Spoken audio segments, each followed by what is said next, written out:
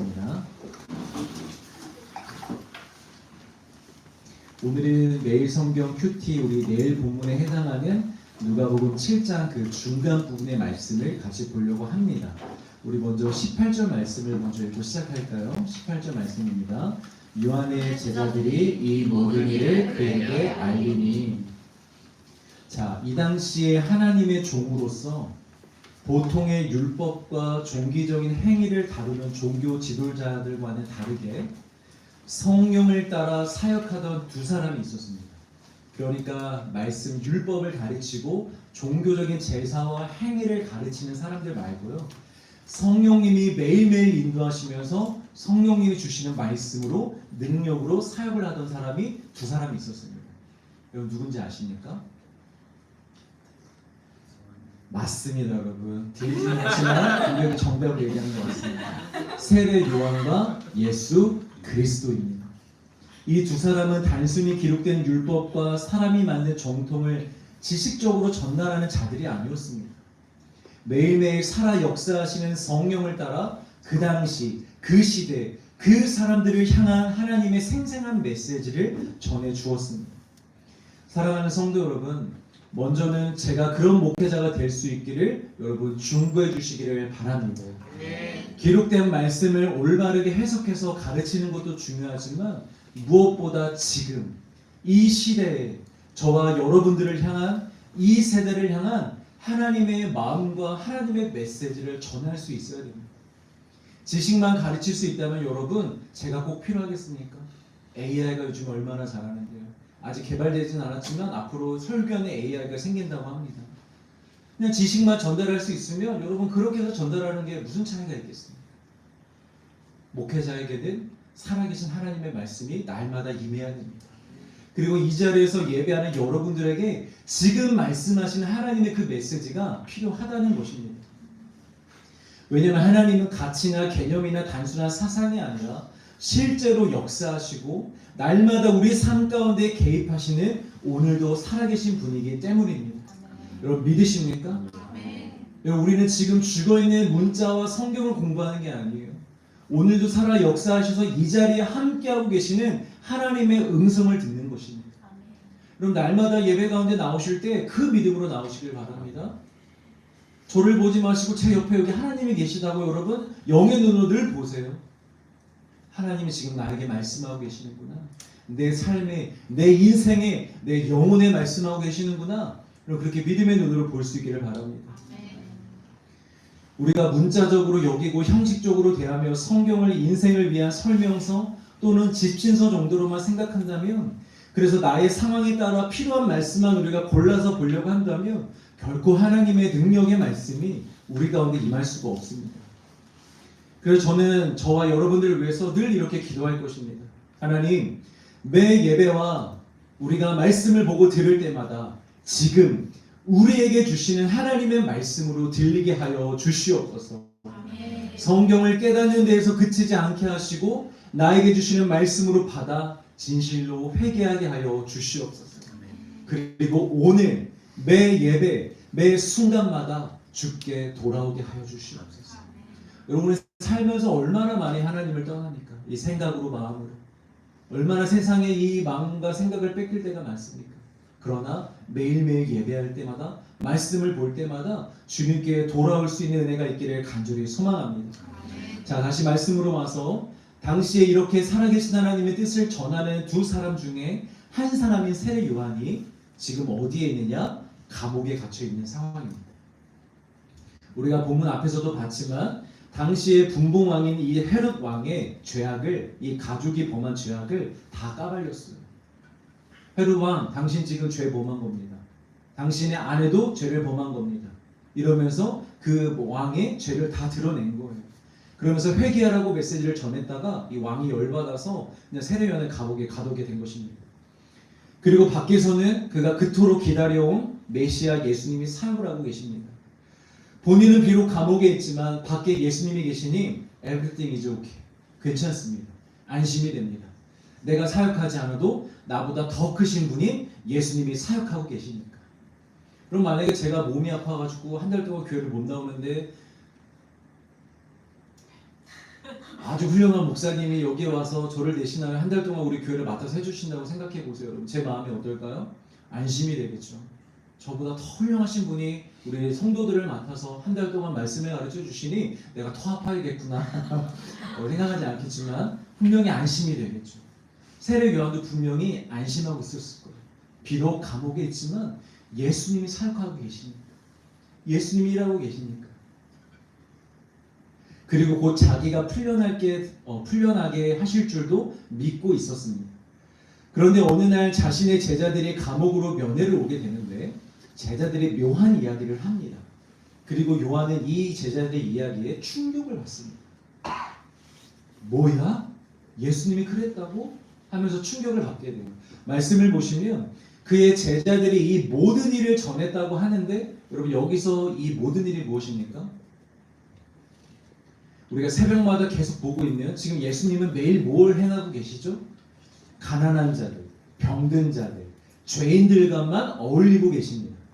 병이나 고치시고 가난한 자들과 먹기나 하시면서 죄인들이나 위로하고 계십니다. 분명 우리가 보면 예수님은 너무나 아름다운 사역을 하고 계신 거잖아요. 우리가 보면 너무 고귀하고 가치가 있는 사역이잖아요. 근데 세례 요한이 이 얘기를 듣자마자 화가 났어요. 뭐? 예수님이 그런 사역만 하고 있다고? 이게 말이 돼? 하고 화가 났다라는 거예요. 여러분, 요한은 왜 이렇게 실망했을까요? 이전에 감옥에 갇히기 전에 요한이 했던 사역에서 우리가 그 힌트를 찾을 수 있습니다. 3장부터 나오는 요한의 사역은요, 거침이 없습니다. 그에게 세례를 받고자 오는 사람들에게요, 뭐라고 했었죠? 이 독사의 자식들. 아니, 자기한테 따지려고 오는 게 아니라 세례를 받으려고 오는데, 예수님을 믿겠다고 오는데 그 사람들에게 독사의 자식들이라고 얘기를 해요. 이런 형식적인 세례가 중요한 게 아니야. 너희들 진실로 회개해야 돼. 삶으로 돌아가서 다시는 죄를 범하지 않도록 진정한 회개에 합당한 열매를 맺어야 돼. 뭐 일반 백성이든 세리든 군인이든 누구 가리지 않고 담대하게 선포하는 거예요. 거침없이 얘기하는 거예요. 그리고 3장 16절 17절입니다. 같이 읽습니다. 시작. 너희 모든 사람에게 대답하여 이르되 나는 물로 너희에게 세례를 베풀거니와 나보다 능력이 많으신 이가 오시나니 나는 그의 신발끈을 풀기도 감당하지 못하겠노라. 그는 성령과 불로 너희에게 세례를 베풀 것이요 손에 키를 들고 자기의 타작마당을 정하게 하사 알곡은 모아 곳간에 들이고 쭉정이는 꺼지지 않는 불에 태우시리라. 굉장히 강력한 말씀입니다. 우리가 문자로 보니까 그렇지 이 말씀을 여러분 실제로 들었으면요, 침이 막 저 뒤에까지 다 튀겼을 거예요. 엄청나게 강력한 이야기를 하고 있는 것입니다. 나 정도면 그냥 물이야. 내가 이렇게 얘기하는 건 아무것도 아니야. 예수님이 오시면 불이야. 파이어. 불로써 회개하지 않는 자들, 죄를 범한 자들 다 태워버리실 거예요. 강력하게 얘기합니다. 여러분, 사실 맞는 말입니다. 전혀 틀린 말이 아닙니다. 여러분, 예수님께서 성령과 성령의 불로 교회들에게 세례를 주실 것입니다. 그리고 마지막 날에 믿는 자들은 천국으로 데려가실 것이고 믿지 않는 자들, 진실로 회개하지 않는 자들은 다 불에 태우실 것입니다. 이것은 진리입니다. 그런데 무엇이 문제였느냐? 이 진리에 대한 시기적인 정확한 해석이 없었다라는 것이죠. 여러분, 세례 요한은요, 예수님이 오시면 이 모든 일들이 당장 이 땅에서 일어날 줄 알았습니다. 자신이 전한 메시지를 듣고 회개한 자들은 예수님이 오시면 그 예수님 편에 남겨두시고, 예수님이 오시기 전까지 회개하지 않고 죄를 범한 주요 지도자들을 포함한 미회개자들은 당장 예수님이 감옥에 가두시거나 불로써 심판을 하실 줄 알았습니다. 그래서 그렇게 믿는 자들이 살기 좋은 나라가 세상이 당장 이루어질 줄 알았고, 그 나라에 예수님이 왕이 되셔서 이 땅에서 하나님의 나라가 이루어질 줄 알았습니다. 그래서 세례 요한이 사실 헤롯 왕에게도요, 담대의 죄를 지적했던 거예요. 물론 사람을 두려워하지 않고 회개의 메시지를 전한 그 신실한 믿음도 있었지만 분명 그 이면에는 곧 헤롯 왕의 자리를 예수님이 대체할 거라고 생각하고 있었어요. 염두하고 있었다는 거예요. 그러니까 내가 지금 감옥에 있어도 곧 예수님이 다시 왕이 되면 나는 풀려날 것이다. 정치인들이 그러잖아요. 감옥에 가는 걸 크게 두려워하지 않습니다. 왜? 다음 정권에 나와 관계가 있는 대통령이 되면 나를 사면해 줄 걸 아니까. 마치 그것과 같이 비록 이 세례 요한이 이런 불의한 뜻으로 그랬던 건 아니지만 그런 것들이 이미 내면 속에 있었다고. 예수님이 왕이 되실 거예요. 예수님이 이 세상을 엎어버리실 거예요. 살기 좋은 세상으로, 살기 좋은 나라로 만들어 주실 거야 하는 그런 기대감이 있었다라는 거예요. 결론입니다. 상상하고 추측해 보건대 세례 요한이 생각했던 예수님의 사역의 모습은 아마 이런 것이지 않을까 싶어요.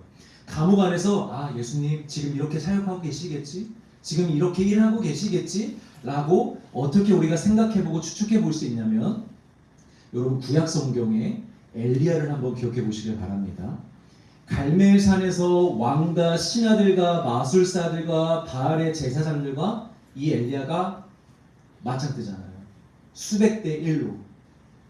그래서 각자 제물을 준비한 후에 각자의 신을 한번 불러보자.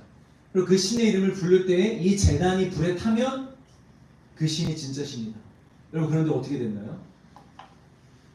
바알의 선지자들의 그 부름에는 아무런 반응이 없었어요. 그런데 이 엘리야가 여호와의 이름을 부르자 하늘에서 불이 내려와서 그 제단을 다 태워버렸습니다. 마치 그 사건처럼 예수님이 당장의 헤롯 왕이나 로마 황제나 유대 종교 지도자들을 찾아가서 그들과 싸움을 하는 거죠. 그때 그 불처럼 예수님도 뭔가 불로써 불을 가지고 뭔가 보여주시며 헤롯 왕과 로마 제국과 죄악으로 가득 찬 이 종교 지도자들을 다 꺾어버리시고 영광 중에 하나님의 나라가 세워지는 거죠. 아마 이런 것들을 어렴풋하게 세례 요한이 생각하지 않았을까 싶습니다. 그런데 웬걸 제자들이 와서 한다는 소리가 예수님이 지금 밖에서 병든 자들, 가난한 자들, 사회적으로 아무런 힘도 없고 영향력도 없는 자들하고만 어울린다고 합니다. 이 세례 요한이 볼 때 예수님이 중요한 일은 하지도 않고 자꾸만 아무 영향도 없고 지금 당장은 쓸모도 없는, 물론 가난하고 병든 자들 나중에 도와줘야지. 지금 나라부터 이렇게 세운 다음에 이 나라부터 바꾼 다음에 도와주면 되잖아. 근데 예수님은 그 중요한 일을 하시기도 전에 이미 그런 자들하고만 어울리고 있다는 거죠. 그러니까 요한이 매우 당황하고 실망이 되는 것입니다. 여러분 실망이라는 감정은요 기대라는 감정에서 파생되는 감정입니다. 기대가 없는 실망은 없습니다. 기대하지 않으면 실망도 하지 않는 것입니다. 여러분 정규 꼴등이 서울대에 지원했다가 떨어진다고 실망합니까? 그러면 여러분 병원에 가야 됩니다. 그런데 정규 1등이 떨어지면요 실망을 하겠죠. 왜? 기대를 할 수 있는 성적이니까. 어느 학교든 전교 1등이라면 그래도 서울권에 좋은 대학교에 넣을 수 있는 기회는 있는 것이잖아요. 그러니까 기대할 수 있잖아요. 그런데 떨어지니까 실망을 하게 되는 거예요. 또 우리가 평소 실망하는 사람들이 누굽니까? 뭐 앞집 사람에게 옆집 사람에게 여러분 실망하십니까? 앞집 아저씨가 날 보면 반갑게 인사해 줄 줄 알았는데 엘베에서 인사를 안 해주셨어. 그럼 하고 그렇게 실망하십니까? 윗집 사람들이 자는 시간에는 날 배려해서 좀 조용히 있어줄 줄 알았는데 오늘 너무 시끄럽게 굴었어. 너무 실망이야. 하면서 여러분 실망을 하십니까? 반갑게 인사해 줄 거라고 기대했던 교회 안의 지체들이 나를 반갑게 인사해 주지 않을 때 그때 실망하는 거고요. 밤새도록 일해서 늦잠 자고 싶은데 아침에 방에 들어와 청소기를 돌리시는 엄마에게 실망하는 거잖아요. 이렇게 관계가 있어야 나를 좀 이해해주고 알아줘서 내 형편에 맞게 상황에 맞게 뭔가 기대를 해야 우리가 실망도 하는 거잖아요. 부모님은 내 결정을 적극적으로 지지해줄 줄 알았는데 반대하시며 잔소리만 하실 때 우리 자녀는 부모님에게 실망합니다. 내가 이 진로를, 내가 이 결정을 했는데 부모님이라면 나를 적극적으로 지지해주고 해줄 줄 알았는데 기대했는데 놈이 반대하실 때 그럴 때 우리 실망하잖아요. 또 자식이 결혼해도 부모에게 잘할 줄 알았는데 자기 아내에게만 잘하는 아들을 보면서 여러분의 어머니들이 꽤 많이 실망하고 계십니다. 또 남편이 물 한 방울 안 묻히게 하고 날 공주처럼 대해줄 줄 알았는데 나를 공기처럼 대하고 눈에 보이지 않는 사람처럼 대할 때 우리는 남편에게 실망합니다. 또 아내가 매일 맛있는 밥을 차려주며 와인셔츠도 다려주고 나를 하늘과 같이 대해줄 줄 알았는데 하늘에 빨리 가고 싶냐며 내 옷깃을 넘어줄 때 우리는 그럴 때 또 실망합니다. 목사님은 항상 올곧고 바른 결정만 하고 실수하지 않고 영적으로 누구보다 뛰어나실 줄 알았는데 그냥 이럴 때 여러분 실망하게 되고요. 또 목사들은 성도들이 여기까지만 하겠습니다. 이렇게 우리가 기대를 해야 뭔가 이렇게 좀 했으면 좋겠다, 이렇게 해주겠지 라는 기대를 해야 실망도 한다는 거죠. 그리고 또 여러분 우리가 실망할 때가 있습니다. 실망하는 대상이 있습니다. 누구입니까? 하나님입니다. 우리는 때로 하나님께 실망합니다. 이 실망이라는 단어가 좀 부정적이고 너무 과하다고 느끼신다면 제가 좀 약하게 표현해 드릴게요. 우리는 하나님께 서운할 때가 너무 많습니다. 여러분들도 그러시죠? 솔직히 하나님께 서운할 때 있으시죠?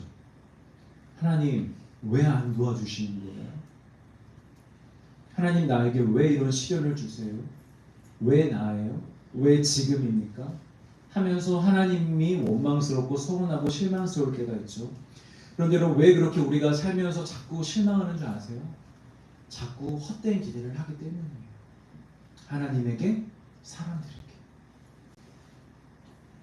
결혼하면 내 인생에 꽃이 피고 행복한 일만 있을 줄 기대했고 자식을 다 키워놓으면 부모의 사랑과 헌신을 기억하고 효도로 갚아줄 것이라고 기대했고 내가 함께하고 있는 교회와 교회 목사님을 통해 큰 은혜를 받을 것이라 기대했고 이렇게 내가 열심히 사역하며 성도들이 변할 것이라고 기대했기 때문입니다. 또 신앙생활도 그렇습니다. 인간은요 누구나 다 예수님을 믿기 시작하면 특별히 자기가 좀 하나님을 마음에 드는 행동을 했다고 생각하면 좀 기도하고 말씀도 통독도 하고 예배도 잘 참석한다고 생각하면요 어느 순간 우리 마음속에 기대가 막 꼽히기 시작해요.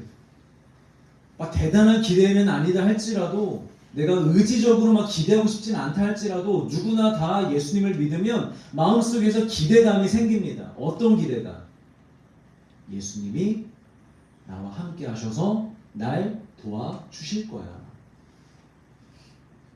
예수님이 나에게 맞는 좋은 직장도 주실 것이고 왠지 지금 준비하고 있는 일들 잘 풀리게 할 것 같고 또 완전 내 스타일의 배우자를 만나게 해주실 것 같고 내가 지금 겪고 있는 문제가 해결될 것 같고 앞으로 행복한 일만 펼쳐질 것 같은 기대감이 우리 모두에게 있다라는 거예요.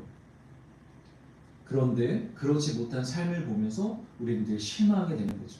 그리고 늘 반복합니다. 기대했다가 실망합니다. 기대했다가 실망합니다. 그리고 여러분 이 실망감은요 절대 실망감에서 끝나지 않습니다. 이 실망감 다음에 오는 감정이 무엇이냐면 의심입니다. 의심으로의 확장입니다. 우리 19절 말씀 같이 읽겠습니다. 시작. 요한이 그 제자 중 둘을 불러 주께 보내어 이르되 오실 그이가 당신이오니까 우리가 다른 일을 기다리오리까. 아멘. 당신이 정말 메시아가 맞습니까? 확실합니까? 아니라면 지금 빨리 말씀해 주세요. 아니라면 우리가 당신만 쳐다보고 있지 않겠습니다. 다른 메시아를 기다리겠습니다. 아니어도 좋으니 아니라면 좀 빨리 말씀해 주세요. 약간 짜증이 섞인 말투입니다. 좀 급한 말투입니다. 실망한 말투입니다. 의심하는 거예요. 예수님을. 메시아가 맞습니까? 그럼 분명 요한은 예수님이 메시아라고 확신했었습니다. 그러니까 예수님에게 세례도 드렸고 그리고 자신을 따르던 모든 사람들에게 뭐라고 얘기했었냐면 야 여러분들 보세요. 저기 가는 예수님을 보세요. 저분은 세상 죄를 지고 가는 하나님의 어린 양입니다. 우리의 죄를 감당하시고 우리의 죄를 용서해 주실 우리의 메시아입니다. 라고 사람들 앞에서 선포했었습니다. 그런데 자신의 기대와는 다르게 일하시는 모습을 보고 실망하자 결국 의심까지 하게 되는 것입니다. 여러분 우리가 잘못된 기대를 하게 되면 실망하게 되고요. 실망은 의심으로 가게 되어 있습니다. 부모에 대한 실망은 어떤 의심으로 났냐면 부모님은 날 안 사랑하시나? 라는 의심을 갖게 됩니다. 어떻게 부모님이 나를 지지해주지 않을 수 있지? 어떻게 부모님인데 이런 상황에서 나한테 이렇게 말할 수가 있지? 부모님은 나를 안 사랑하셔 라는 의심을 품게 됩니다. 자녀에 대한 실망은 부모에게 내가 자식을 잘못 키웠나 라는 의심으로 생각하게 합니다. 내가 얘를 잘못 키웠나? 뭐가 부족했나? 자기 탓을 하는 거죠. 자기를 의심하는 겁니다. 또 결혼에 대한 실망은요, 잘못 결혼했나 라는 의심으로 발전하고요. 목사에 대한 실망은 내가 교회를 잘못 선택했나? 또 성도에 대한 실망은 내가 목회를 잘못하고 있나? 라는 자기 의심으로 빠지게 됩니다. 그리고 예수님에 대하여도 반드시 의심하게 되어져 있습니다, 여러분.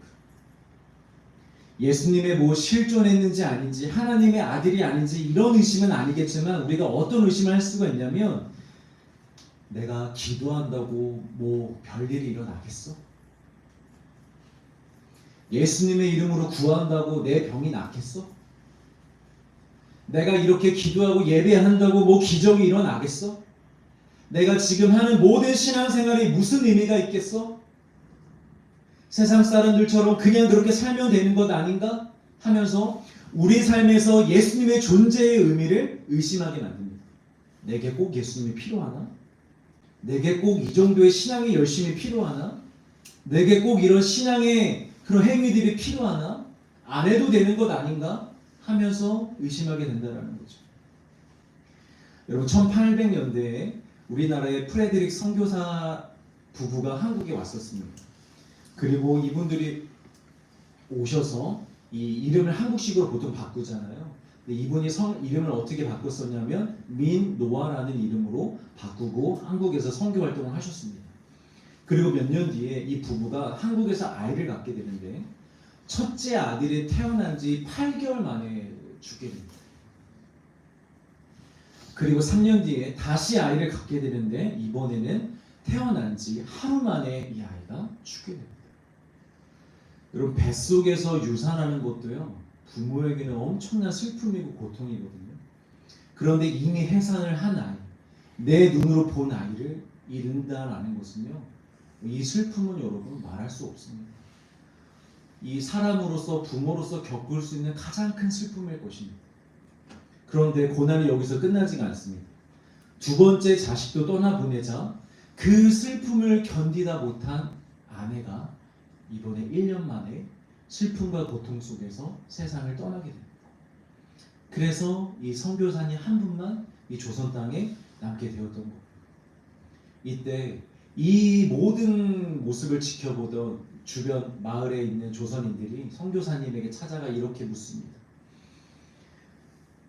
민노아 선교사님, 이토록 당신을 힘들게 하는 것이 그게 무슨 신입니까? 그게 무슨 아버지입니까? 당신 말처럼 신이 있다면 어떻게 당신에게 이런 일이 일어날 수 있습니까? 어떻게 당신을 이렇게 내버려 둘 수가 있습니까? 하면서 얘기를 합니다. 이방인 선교사에 대한 조롱이 아닙니다.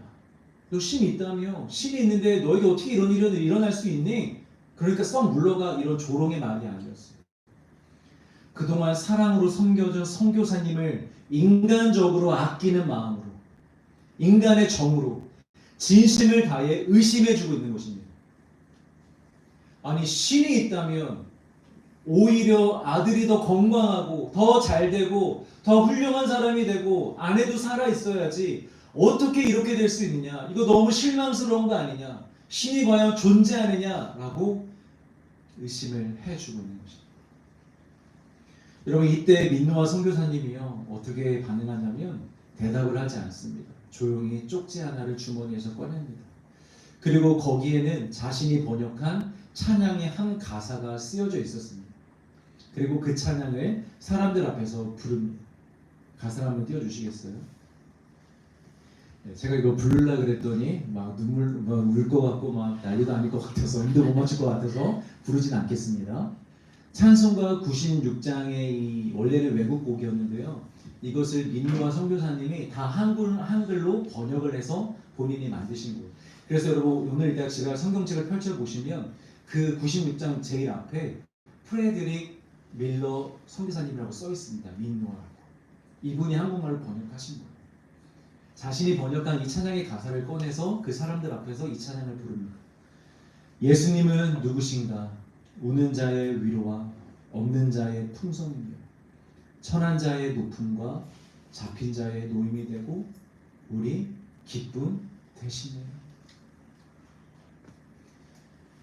민노아 선교사님이 여러 번 처음 한국에 선교로 왔을 때에 고난과 핍박 정도는 예상했을 것 같아요. 예상하고도 믿음으로 아내와 함께 손잡고 온 것이겠죠. 그러나 이렇게 모든 가족이 죽게 될 것이라고는 아마 한 번도 생각하지 못했을 것 같아요. 어쩌면 이곳에서 몸은 힘들고 사역은 힘들지언정 가족과 함께 예수님과 복음을 위하여 가치 있는 일을 하며 하늘나라의 일을 하며 그래도 가족끼리는 부부끼리는 행복하게 인생을 살 수 있지 않을까라는 그 기대감을 가지고 한국에 오지 않았을까 싶습니다. 그런데 그 어느 것도 기대대로 이루어지지 않았습니다. 민노아 선교사님도 이후에 우울증을 겪었다고 합니다. 여러분 어떻게 우울증이 안 걸리겠어요? 그 슬픔이 어떻게 해결되겠어요?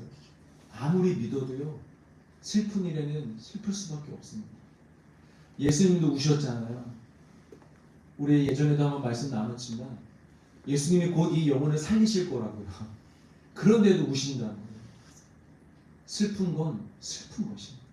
아픈 건 아픈 것입니다. 그러니까 여러분 믿음의 사람들이 슬픔과 아픔을 감출 필요가 없어요. 여러분 솔직하게 토해내셔도 돼요. 예배에 와서 남편에게 아내에게 내가 정말 사랑하는 사람들에게 여러분들의 아픔과 고통을 토해내십시오. 나 너무 아파. 나 너무 슬퍼.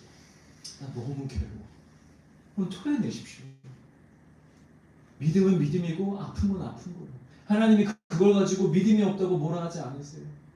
오히려 긍휼히 여겨주시고 그 아픔을 만져주실 줄 믿습니다.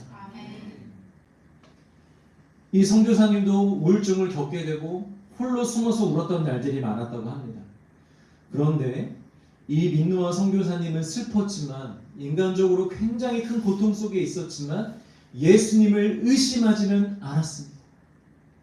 오히려 사람들 앞에서 예수님을 고백하고 전하는 사역을 계속해서 이어갔습니다. 고국으로 돌아가지 않으셨어요. 한국에 남으셔서 끝까지 이곳에서 순교할 때까지 말씀을 전하셨습니다.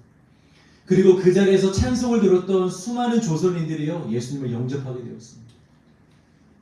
거기가 충청남도 충북 지역에 있는 데인데요. 거기에 교회들이 빠르게 세워져 갔다고 합니다.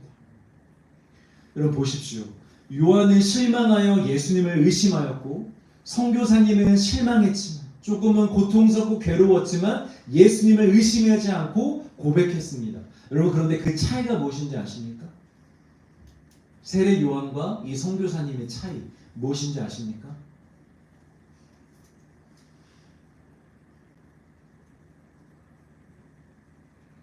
예수님이 누구신지 무슨 일을 행하는 분이신지 정확히 아느냐 모르냐의 차이입니다. 예수님이 누구신지 예수님이 무엇을 행하시는 분이신지 정확히 알고 있느냐 대충 알고 있느냐의 차이입니다. 세례 요한은요 여러분 예수님이 누군지 알았습니다. 자신의 평생을 기다려온 사람입니다. 유대인들이 수천 년을 기다려온 메시아라는 것도 알았고요. 하나님의 아들이라는 것도 알았고요. 자기보다 크신 분이라는 것도 알았고요. 구원자로 오셨다라는 것도 다 알고 있었습니다. 그런데 예수님이 정말 무엇을 위해서 오셨는지 무슨 일을 행하고자 하시는지는 몰랐습니다. 그리고 그 모름이 이 요한으로 하여금 다른 것을 기대하게 했습니다. 알고 있었으면 요한이 다른 거 기대하지 않았을 거예요. 아 예수님이 오시면 십자가를 지시고 우리 위해 죽으시고 우리의 영혼을 살리시는 거라고 먼저 이것을 알았다면 깨달았다면 이 땅에서 하나님의 나라가 이루어지는 그 헛된 기대를 품지 않았을 거예요. 그런데 그걸 모르니까 헛된 기대를 품는 거예요. 여러분 우리가 왜 자꾸 헛된 소망을 갖고 살아가는 줄 아세요? 예수님이 여러분들을 향한 뜻이 무엇인지 몰라서 그래요. 예수님을 날 향한 뜻이 뭔지 모르니까 우리는 자꾸만 헛된 것을 기대하는 거예요. 예수님 나에게 원하시는 게 뭘까? 내가 뭐가 되는 게 아닐까? 내가 뭔가 큰 사역을 하는 게 아닐까? 내가 뭔가 이루는 게 아닐까? 온통 이런 헛된 생각에 빠져 있어서 젊은 시절에 그렇게 계속 반복하는 신앙생활을 하는 거예요.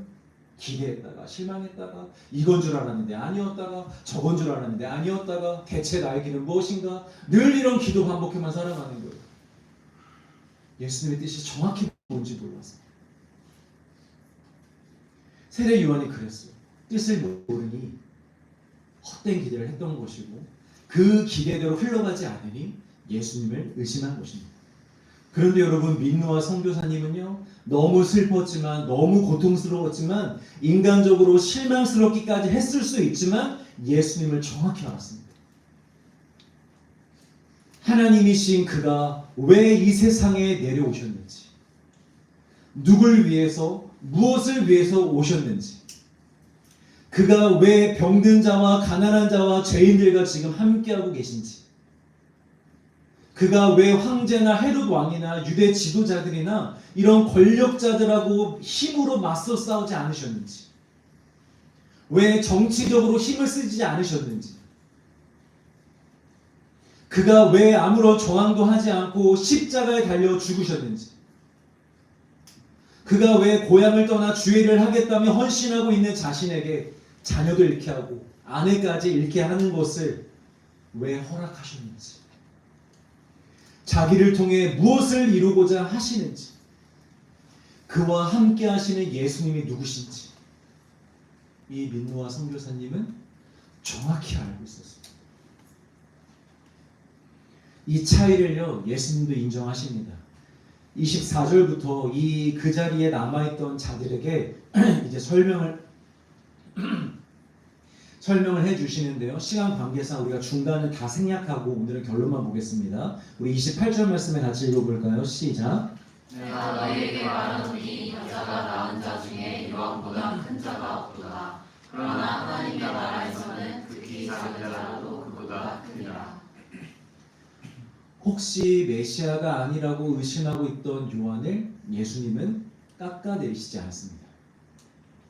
요한이 지금 와서 사람들 앞에서 자신을 의심했다고 해서 이것이 나를 지금 민망함을 줬어?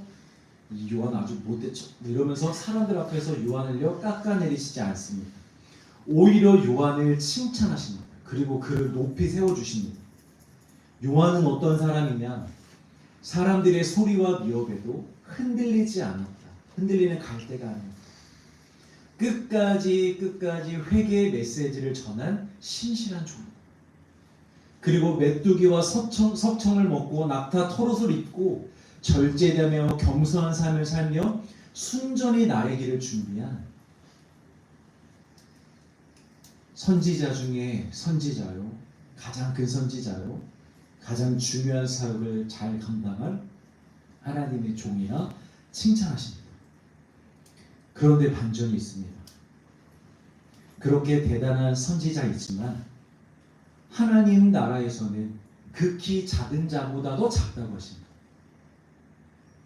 저 세례 요한이 선지자 중에 선지자고 너무너무 훌륭한 사람이지만 하늘나라 저 천국에서는 가장 작은 자보다도 작은 사람이라고 얘기를 합니다.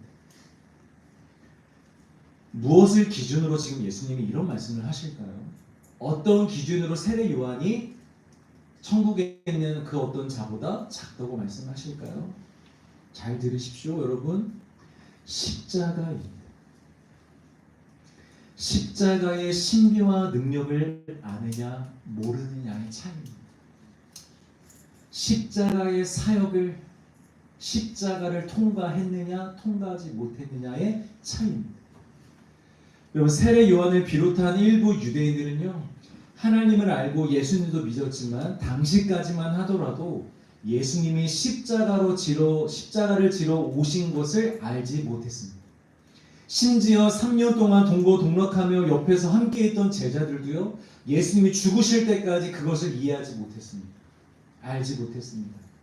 예수님이 왜 죽으셔야만 했으며 그의 죽으심과 부활하심으로 우리가 얻게 되는 진짜 은혜가 무엇인지를 전혀 알지 못했습니다. 그러니까 다 딴 생각만 하고 있었어요. 제자들도, 백성들도, 세례 요한. 그러나 그 이후 예수님의 십자가와 부활의 복음을 가진 자들, 그 복음을 알고 믿게 되어 천국에 들어가게 된 자들은 그 십자가를 통과한 자들입니다. 그것의 의미와 능력에 대해서 알 뿐만이 아니라 그 능력으로 살아가는 자들이 되었습니다. 여러분 믿으십니까? 근데 왜 아멘을 안 하십니까? 그런 자들이 여러분 천국 백성이며 교회입니다. 예수님의 십자가를 통과한 자들, 예수님의 십자가의 의미를 아는 자들, 십자가의 권세와 능력을 아는 자들, 죄사함의 능력을 아는 자들, 사망의 권세를 깨부셨다라는 걸 아는 자들, 그래서 이제는 예수의 이름으로 구하는 모든 것들은 반드시 이루어진다라는 것을 믿는 자들, 그런 교회들과 지금 이렇게 예수님을 오해하고 있는 세례 요한이 여러분 비교해 보십시오. 비교가 됩니까? 비교가 되지 않는 것입니다. 그런 의미에서 세례 요한은 그것을 모르고 있기 때문에 이것을 아는 자들보다 작다라고 말씀하시는 것이고, 그 차이가 여러분 이 땅에서요 엄청난 차이로 드러나게 되는 것입니다. 민노한 선교사님이 절망적인 상황 속에서도 좌절하지 않고 실망에 빠지지 않고 자신의 사명을 끝까지 감당하며 이 땅에서 빛으로 살 수 있었던 이유가 바로 이것입니다. 세례 요한보다 훌륭한 사람이어서가 아닙니다, 여러분. 성격, 성품적으로 그냥 사람 자체가 MBTI가 혈액형이 어떤 인간의 조건으로도 이걸 설명할 수 없는 것입니다. 거기에서 차이가 나는 게 아닙니다. 유일한 차이는 오직 십자가입니다. 이 민노아 선교사님은 십자가를 지신 예수님을 알았고 예수님이 정말 주시고자 하는 것이 무엇인지를 알았던 것입니다. 예수님은 이 땅에 우리의 성공과 번영을 위해서 오신 분이 아니야. 우리에게 영원한 생명을 주시기 위해서 오신 분이야. 하나님의 나라는 이 땅에 임하는 게 아니야. 이 땅은 곧 심판받을 것이며 이 어지러운 세상에서도 흔들리지 않고 믿음을 지킨 자들이 나중에 하나님의 나라로 가는 거야. 이 땅에서 일어나는 게 아니야. 이 땅의 생명도 귀하지만 영원한 생명 앞에서는 이 땅의 모든 것은 다 껍데기일 뿐이야. 성공, 명예, 권력, 육신의 생명, 그 어떤 것도, 그 무엇도 우리가 소중하게 여기는, 사람이 귀하게 여기는 그 모든 것은 영원한 생명 앞에서 껍데기일 뿐이야. 비록 지금은 내 옆에 아내와 아이가 없어 너무 슬프지만 나는 그들을 영원한 날에서 다시 보게 될 거야. 그리고 그들은 사라진 게 아니라 영원한 날에 먼저 가는 거야. 지금 나에게는 아픔이지만 이 일이, 이 고난이 나에게는 아픔이지만 이것이 도구가 되고 기회가 되어서 죽어가는 사람들에게 생명의 복음이 더욱 강력하게 흘러가게 될 거야. 그리고 내가 아파하는 것보다 더 많이 아파하시겠지만 분명 영원한 나라와 영원한 생명이 있기에 이 모든 것을 허락하셨다는 것을, 그리고 주 안에서 모든 것이 합력하여 선을 이룬다는 것을 이 민노아 선교사님은 분명히 알고 있었던 것입니다. 예수 안에 있으면 생명이요, 예수 안에 있으면 승리요, 예수 안에 있으면 참 평안이라는 것을, 그 진리를 알고 있었던 것입니다. 사랑하는 성도 여러분, 바로 이 능력이 저와 여러분들의 능력임을 믿으시기를 바랍니다. 우리에게도 이 복음의 능력과 권세가 있습니다. 이 세상 모든 일을 감당하며 흔들리지 아니하며 좌절하지 아니하고 고난 중에 더욱더 빛나는 인생을 살게 해줄 복음의 능력이 저와 여러분들에게도 있다는 것입니다. 여러분, 어설프게 예수님과 십자가를 알며 잘못된 기대를 가지고 늘 실망하며 넘어지며 의심하고 흔들리는 신앙생활 이제 청산하십시오. 대충 아는 신앙생활 이제 청산하십시오. 알긴 아는 것 같은데 하는 신앙생활 여러분 청산하십시오. 거기에는 생명이 없습니다. 대충 아는 곳에는 여러분 능력이 없습니다. 지금부터 힘써 예수님을 알아가십시오. 아멘. 지금부터 힘써 그 십자가를 이해하십시오, 여러분. 아멘.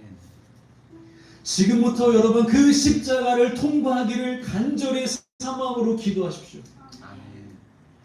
우리 예수님 언제 오실지 모릅니다. 곧 오십니다.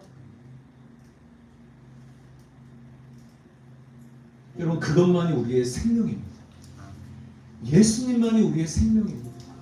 요한복음 17장 3절 말씀을 같이 읽겠습니다. 시작. 영생은 곧 유일하신 참 하나님과 그가 보내신 자 예수 그리스도를 아는 것입니다. 여기서 알다는 헬라어로 기노스코라는 단어인데요. 단순한 지식적인 습득이 아닙니다. 당연히 아닙니다. 여러분. 여기서 예수 그리스도를 아는 것이라의 이 안다는 우리의 삶에서 그분과의 실제적인 관계 안에서 경험되어지는 것입니다. 깊이 깨달아지는 암을 얘기합니다. 여러분 이 자리에서 뭐 십자가, 영생, 구원 이런 거 모르는 사람이 있습니까? 여기서 제자훈련 안 받은 사람 있어요? 제가 알기로는 여기 다 제자훈련 출신들인데 제자훈련 안 받은 사람 있습니까? 없습니다. 우리 다 압니다. 그러나 그런 지식적인 암 말고요. 우리 삶에서 인생을 살아가다가 이게 있어야 돼요. 이 십자가가 진짜구나. 이 십자가가 진짜 내 생명이구나. 이것 외에 다른 거는 아무것도 아니다. 다 썩고 없어질 것이고 내가 지금까지 뭘 바라보며 살아왔지?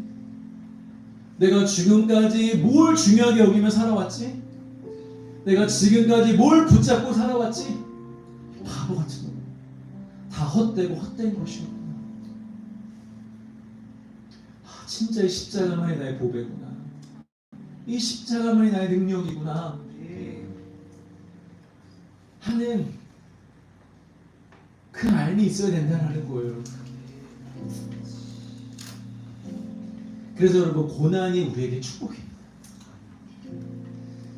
여러분 죽을 것 같이 힘든 일을 만나시거든 도저히 내 힘으로 어찌할 수 없는 문제를 만나시거든 너무 기대했던 일이 이루어지지 않아 너무 크게 실망하고 좌절하고 계시거든 여러분 하나님께 우리 감사합시다. 왜냐하면 그때가 우리가 십자가를 만날 수 있는 때이기 때문입니다.